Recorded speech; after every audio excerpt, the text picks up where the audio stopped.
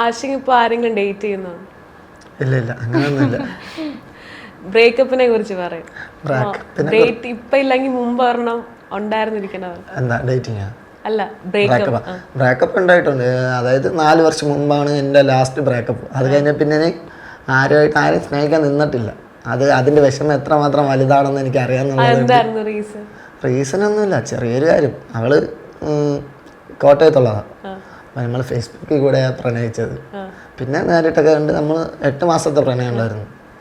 അങ്ങനെ എന്താ ചെറിയ ചെറിയ സീനൊക്കെ വീട്ടിലെ അല്ല 4 വർഷം മുമ്പാണ് ഞാൻ വീഡിയോസൊക്കെ ഇപ്പോഴാണ് ഈ കോളേജിൽ കയറിയതിന് ശേഷം വീഡിയോസൊക്കെ ചെയ്തു.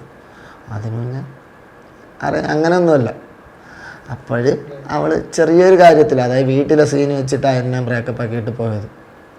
ശരിക്കും ഈ ഗേൾസിനെ വെച്ചിട്ട് ചെയ്ത് കഴിഞ്ഞാൽ റീച്ച് കിട്ടും എന്നുള്ളതുകൊണ്ടാണ്. എന്താണ് ആഷിക്ക് ഉദ്ദേശിക്കുന്നത്? സത്യം പറഞ്ഞാൽ അത് തന്നെയാണ്. ഗേൾസ് എല്ലാവർക്കും ഇഷ്ടം അതാണ്, ആണ്.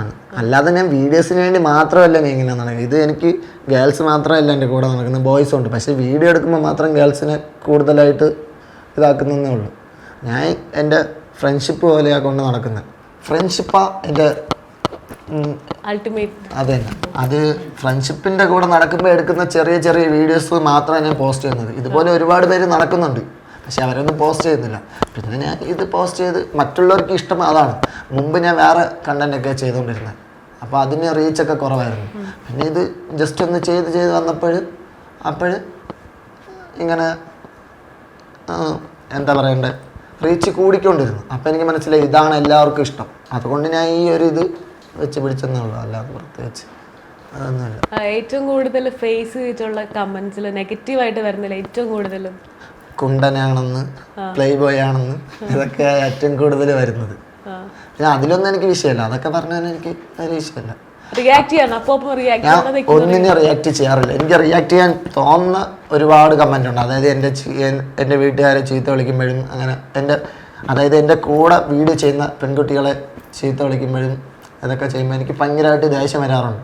പക്ഷേ റിയാക്ട് ചെയ്താൽ എത്ര പേരെ റിയാക്ട് ചെയ്യണമെന്ന് ആലോചിച്ചിട്ട് പിന്നെ അത് വിടാം.